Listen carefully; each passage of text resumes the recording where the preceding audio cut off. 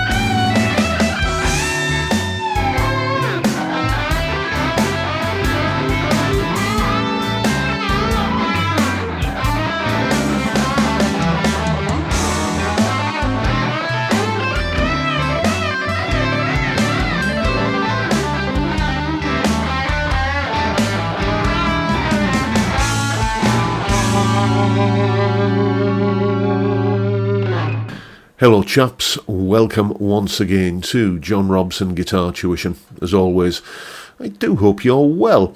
That was me playing some blues, and that was a mighty fine time, it has to be said.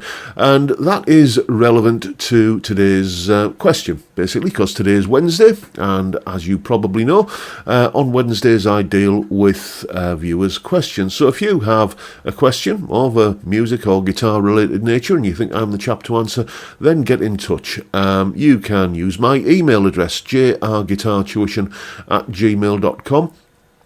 You can leave a comment below this or any of my other videos, or you can use the contact form on my website. You can see the address at the top of the screen and the link is in the description. One chap who did exactly that was called Mark, and this was his question. Hello John, first of all, thanks for the channel. I started watching your videos during lockdown and it helped keep me from going stir crazy. So, my question. I play in a blues band and our harmonica player has just left. This puts me in the position of having to play more and longer solos, and that is my problem. I know plenty of licks, but no matter how many I know, I always seem to run out of ideas before the end of a lengthy solo. Any tips on how to avoid this? Best regards, Mark. So, now you see the relevance of that extended blues solo at the top of the video. Here's how I kind of think when I'm doing that kind of lengthy solo. Here is the explanation. In essence, it's all about pacing yourself, not using up all of your ideas too quickly. That solo at the top of the video was 5 choruses of a 12-bar blues. So that's a pretty long solo by any measure. And in situations like that, it's important not to just use up all of your ideas within the first 12 bars. So what we're going to talk about today is, or I should say, the different approaches that I took as the solo evolved through its 60 bar length. Each of these techniques and each of these things that I've done individual videos about in the past. So to stop this from being too lengthy a video, it's already going to be kind of, I suspect, a fairly chunky one. But to stop it from being too long a video, then I'll link in the description box to all of the individual videos on each of these particular things that I'm going to talk about. So go and check those out if you're interested in more detail. So anyway, pacing yourself. Yeah, I start off nice and simple. We're in the key of A for this blues, so I'm just using A minor pentatonic with, I think I probably added the flat 5 in to give it that blues scale kind of thing quite a few times. So essentially this. And all of the different other positions of the pentatonic scale as it goes up the neck. The other thing I like to do, certainly for at least the first part of the solo, is to keep the vocal, to keep the phrasing quite vocal. As you're going into a solo, you're probably going to have just been listening to the singer singing. So it helps if you keep that sort of vocal phrasing going. Again, link to a video on that in the description. If you keep that vocal kind of phrasing going, it helps to give a sense of continuity. And this is how the first 12 bars of the solo sounded.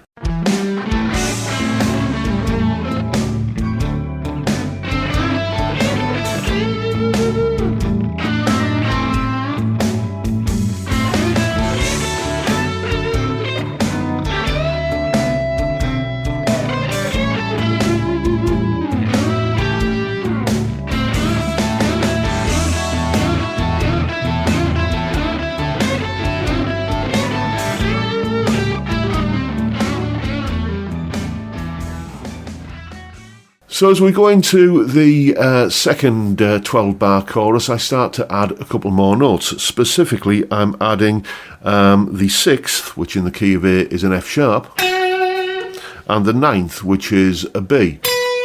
And that gives me this.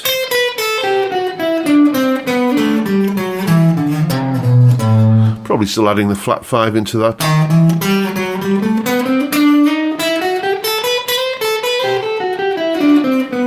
Etc.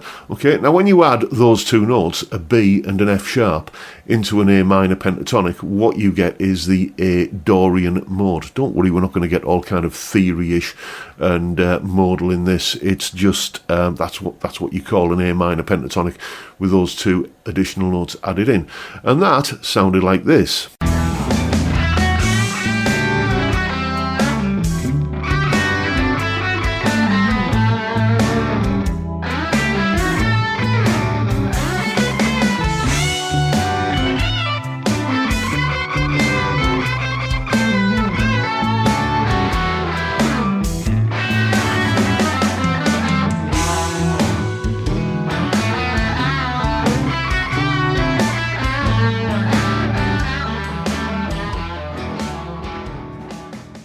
And then into the third pass through the blues, that third 12-bar section, I'm still thinking in terms of this Dorian kind of thing. But now I'm starting to add a couple more notes. This is where you're raising the stakes a little bit, because with those Dorian notes there, you can pretty much use the whole scale over every chord. There's nothing that's going to argue with any of the chords there, but here you've got to be a little bit more conscious of which chord you're playing over, because what we're doing is we're adding notes from the individual chords. There's an A7 chord, and we can see that that chord has this C sharp note in it. So when I'm playing over the A7 chord, I'm playing licks that will tend usually to include that note. Like that, or maybe up here. That kind of thing. C sharp there, C sharp there, and there. As I say, all coming from the A7 chord. And you do a similar thing with the E7 chord. There's the G sharp note, which is in the E7 chord. So, you know, you can almost hear the chord change there, going from A7 to E7. like that, just as you're hitting that G sharp note. Those two notes, though, the C sharp and the G sharp, will sound terrible if you land on them over the wrong chord, so you've got to be just that little bit more conscious. Anyway, this is what that section of the solo sounded like.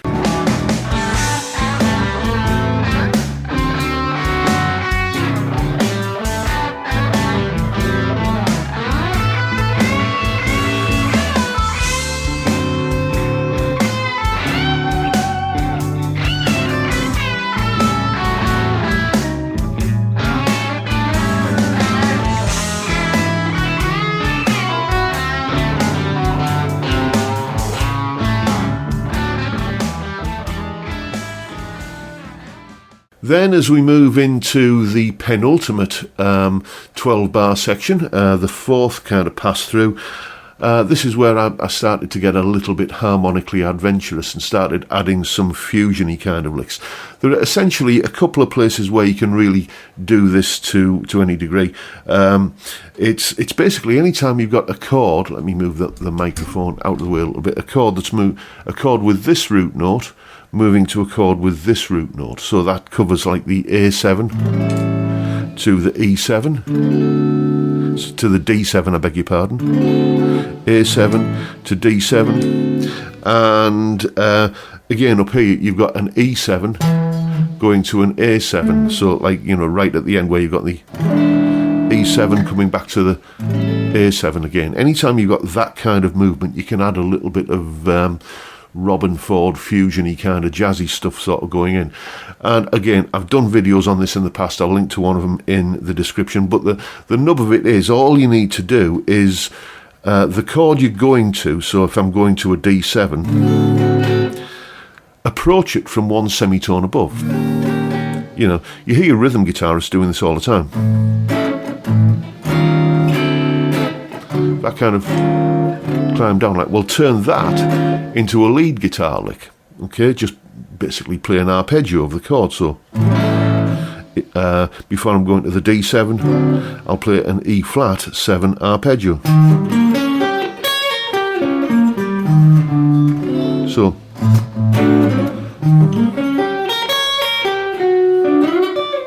like that, you heard that kind of thing there. That is an E flat 7 arpeggio, and it's being played over the A7 chord. It gives it a kind of jazzy sort of thing. And you can I just transpose that from the you know, when you're going E7 to the A, and it'll give you that same effect. So just getting that little bit more harmonically adventurous with the solo, it sounded like this.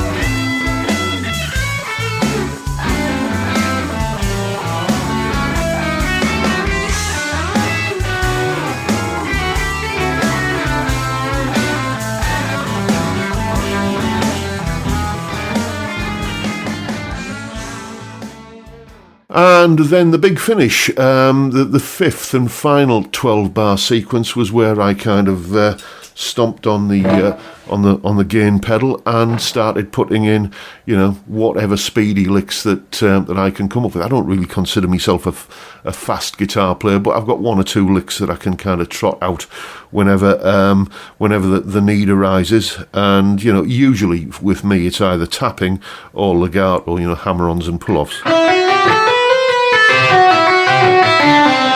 So that kind of thing. That sort of thing, you know. It's, you know, a technique that I've spoken about many times in videos, and it is the one where that I try to sort of impersonate a fast guitar player. Again, there's an entire video on the topic linked down in the description box, so go and check that out. And here is what that final pass of the solo sounded like.